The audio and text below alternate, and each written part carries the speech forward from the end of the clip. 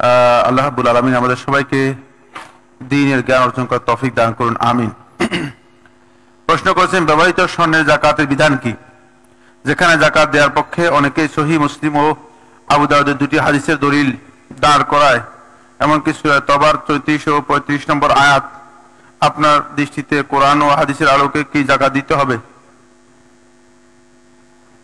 ব্যবহৃত স্বর্ণের জাকাতের বিষয় নিয়ে ফকীহদের মধ্যে ইখতিলাফ রয়েছে, আলেমদের মধ্যে কি রয়েছে? ইখতিলাফ রয়েছে। জুমহুর আহলে ইলমের বক্তব্য হচ্ছে, অধিকাংশ আহলে ইলমের বক্তব্য হচ্ছে এতে জাকাত নেই, এতে জাকাত নেই। এটাই বিশুদ্ধ বক্তব্য, এটাই বিশুদ্ধ বক্তব্য। আর হানাফি ফকিহগণ এবং হাম্বলি মাযহাবের একটি রওয়ায়াত, আর পরবর্তী যুগের কিছু ফকিহের বক্তব্য হচ্ছে ব্যবহৃত স্বর্ণের উপর জাকাত আছে, ব্যবহৃত স্বর্ণের উপর জাকাত আছে। আপনি এখানে দাবি করেছেন বা উল্লেখ করেছেন যে জাকাত দেওয়ার পক্ষে অনেকে সহিহ মুসলিমের কোনো হাদিস নেই। ভুল বলেছেন। তাহলে প্রথম কথা হচ্ছে, সহিহ মুসলিমে কোনো সহিহ হাদিস থাকলে তো আর এনি ইখতিলাফেরই সুযোগ নেই। সহিহ কোনো হাদিস এখানে নেই, এই জন্যই তো ইখতিলাফ হয়েছে। আবু দাউদের কিছু রওয়ায়াত এবং অন্যান্য হাদিসের গ্রন্থের মধ্যে কিছু রওয়ায়াতে এসেছে। আবু দাউদের রওয়ায়াতটি আমর ইবনে শুআইব থেকে এসেছে, বিতর্কিত রওয়ায়াত। ইমাম শাফিঈ রাহমাতুল্লাহ, আহমদ বিন হাম্বল রাহমাতুল্লাহ দুজনেই দঈফ বলেছেন। দুজন মুজতাহিদ যেটাকে গ্রহণ করেন নাই, দঈফ বলেছেন। এটা সহিহ হওয়ার কোনো সম্ভাবনা নেই। পরবর্তী যুগে যারা সহিহ বলেছেন, খুব টেনে টুনে সহিহ বলার চেষ্টা করেছেন, কিন্তু সহিহ নয়।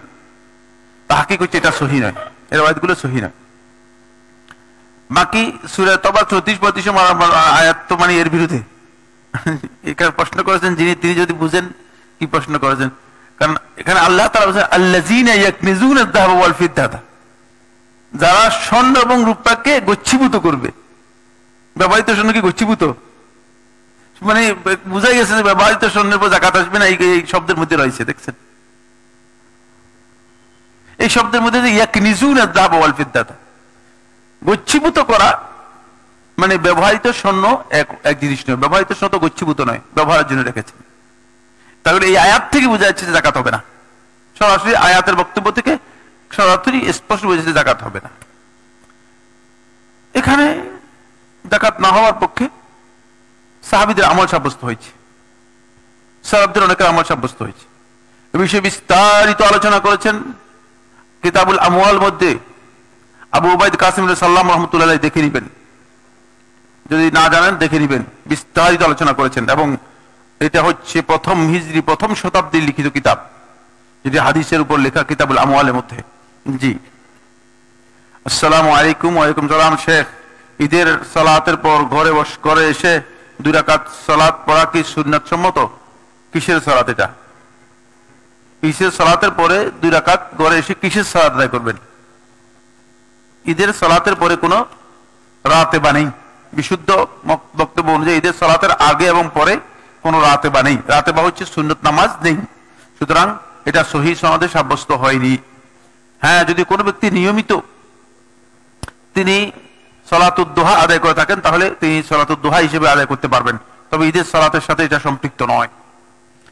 শেখ, আসসালামু আলাইকুম। ওয়ালাইকুম সালাম। মহান আল্লাহর গুণবাচক নাম কয়টি? 99টি নাকি এর তার চেয়ে বেশি? আল্লাহ রাব্বুল আলামিনের এক নম্বর হচ্ছে গুণবাচক নাম, কথা শুদ্ধ নয়।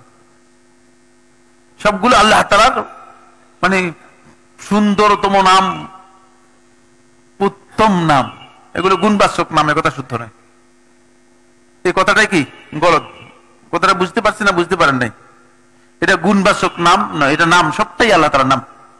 এই নামগুলো আল্লাহ তাআলার উত্তম এবং সুন্দরতম নাম। এটাকে আল্লাহ তাআলা কোরআনের মধ্যে বলেছেন ওয়ালিল্লাহিল আসমাউল হুসনা, আল্লাহ তাআলার কিছু সুন্দরতম উত্তম নাম রয়েছে। সেটা আল্লাহ রাব্বুল আলামিনের এই সুন্দরতম নাম যেগুলো আছে, এই নামগুলো সংখ্যা অগণিত, অসংখ্য। হাদিসের মধ্যে এসেছে কিছু রাসূলুল্লাহ সাল্লাল্লাহু আলাইহি ওয়াসাল্লামকে জানানো হয়েছে আর বাকিটা আল্লাহ তাআলা জানান নেই। কিছু রাসূলুল্লাহকে জানানো হয়েছে আর বাকিটা কি আল্লাহ তাআলা জানান নেই। অনেকগুলো আল্লাহ রাব্বুল আলামিন কিয়ামতের হাসরের ময়দানে জানাবেন, হাসরের ময়দানে রাসূলকে জানাবেন। সুতরাং এগুলো অসংখ্য এর সংখ্যার মধ্যে সীমাবদ্ধ নয়।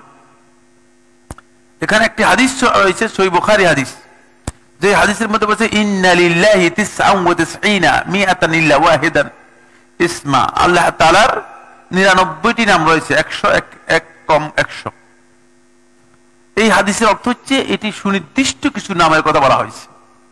বুঝতে পেরেছেন? যে নামগুলোর এই ফজিলত, যে নামগুলো যদি কোনো ব্যক্তি এগুলো মুখস্থ করে, এগুলো যে দাবি আছে সে দাবি উপলব্ধি করে, এগুলো অনুযায়ী আমল করে এবং এগুলোর বিশ্বাস পোষণ করে, তাহলে তার এই ফজিলত, সে দাখালাল জান্নাহ, জান্নাতি হবে। বুঝতে পেরেছেন? এটা হচ্ছে ওই 99, মানে বিশেষ 99টি নামের কথা বলা হয়েছে। কিন্তু আল্লাহ রাসূল সাল্লাল্লাহু আলাইহি ওয়াসাল্লাম 99টি নামের কথা বলেছেন, যে 99টি নাম আল্লাহ তাআলার আছে, কিন্তু রাসূলুল্লাহ সাল্লাল্লাহু আলাইহি ওয়াসাল্লাম ওই হাদিসের মধ্যে আল্লাহ রাসূল সাল্লাল্লাহু আলাইহি ওয়াসাল্লাম এই কথা বলেন না যে 99টি নাম কোনটা কোনটা। ফলে এই 99 নামের কোন সহিহ হাদিস পাওয়া যায় নাই। এই 99 নামের কি পাওয়া যায় নাই? কোন সহিহ হাদিস পাওয়া যায় নাই। ফলে আল্লাহ রাব্বুল আলামিনের 99 নামের ব্যাপারে কোন সহিহ হাদিস সাব্যস্ত হয়নি। ইমাম তিরমিজি রাহিমাহুল্লাহ তাআলা তার সহিহ সুনানের মধ্যে যেই 99 নাম একসাথ করেছেন, এটা হাদিস মুআল্লাফ, গ্রহণযোগ্য হাদিস নয়। ফলে এটাকে ভিত্তি করে আমাদের দেশে 99 নামের যে ক্যালেন্ডার পাওয়া যায়, অধিকাংশ নামই আল্লাহ রাব্বুল আলামিনের জন্য সাব্যস্ত হয়নি, আল্লাহ তাআলার জন্য সহিহ সনদে সাব্যস্ত হয়নি। সুতরাং যেহেতু সহিহ সনদে সাব্যস্ত হয় নাই, এটাকে আল্লাহ তাআলার নাম হিসেবে চালিয়ে দেওয়া গুনাহ হবে, সঠিক হবে না। প্রত্যেক ফরজ সালাতের পর একা একা হাত তুলে দোয়া করা যাবে? কারণ কি? আপনি বেদাতের রোগ আপনাকে পেয়ে গিয়েছে, ঠিক না? নবী সাল্লাল্লাহু আলাইহি ওয়াসাল্লাম তুলেন নেই, তাহলে আপনি কি নবী সাল্লাল্লাহু আলাইহি ওয়াসাল্লামের আদর্শটাকে উত্তম মনে করতেছেন না? বেদাতের রোগ আপনাকে পেয়ে গিয়েছে, কোন দরকার নেই, কোন দরকার নেই। যেটা নবী সাল্লাল্লাহু আলাইহি ওয়াসাল্লাম করেন নাই, সেটা আমি করার মধ্যে অতিরিক্ত বুজুর্গি আছে কিনা আপনারা কি মনে করেন? নবী সাল্লাল্লাহু আলাইহি ওয়াসাল্লাম থেকে বেশি মুত্তাকি হওয়ার সম্ভাবনা আছে কিনা? সেটা কেন করতেছেন? তাহলে বোঝা গেছে বেদাতের রোগ ভিতরে ঢুকে গেছে। বেদাতের রোগ ঢুকে গেলে এরকম হবে, খুব ভালো করে খেয়াল করুন, এটা বেদাতের রোগ। ফরজ সালাতের প্রত্যেক ফরজ সালাতের পর রাসূলুল্লাহ সাল্লাল্লাহু আলাইহি ওয়াসাল্লাম যেটা দোয়া করেন নাই হাত তুলে, সুতরাং হাত তুলে দোয়া করবেন না। আর দোয়া করার জন্য শর্ত নয় যে হাত তুলতে হবে, কিন্তু হাত তোলা দোয়ার আদব ইমাম নবী রাহমাতুল্লাহ উল্লেখ করেছেন। সেটা আপনি যখন যেই সময় রাসূলুল্লাহ সাল্লাল্লাহু আলাইহি ওয়াসাল্লাম মানে হাত তুলেন নাই, তখন আর হাত তুলে বুজুর্গি দেখানোর দরকার নেই। হাত তুলে বুজুর্গি দেখানোর কি নেই, কোনো দরকার নেই। ইন্দু পাক বা মাজিদি ফন্ট এর কোরআন পড়া কি বিদআত? না, বিদআত কে বলেছেন? যদি কেউ বলে থাকেন তিনি জাহিলি মুরাক্কাব, মানে সে একেবারেই নির্বোধ, যে নিজেও জানে না নির্বোধ, এটা নির্বোধ মূর্খ, সে জানে না যে সে মূর্খ। কারণ এই কোরআন শরীফটা অনেক গবেষণাধর্মী কোরআন শরীফ। এটাকে তাজ ফাউন্ডেশনের মানে তাজ পাবলিকেশনের প্রকাশনা বলা হয়। তাকে পাকিস্তানের তাজ পাবলিকেশন প্রকাশ করেছে সর্বপ্রথম, এবং এটি এই অঞ্চলের মানে আলেমদের একটা বড় ধরনের মানে যোগ্য আলেমদের গবেষণার ভিত্তিতে প্রকাশ করা হয়েছে। এর উপর আলাদা গবেষণা আছে, বুঝলেন? আমার কাছেই রয়েছে, মানে 700 পৃষ্ঠার একটা গবেষণা থিসিস রয়েছে, বুঝলেন?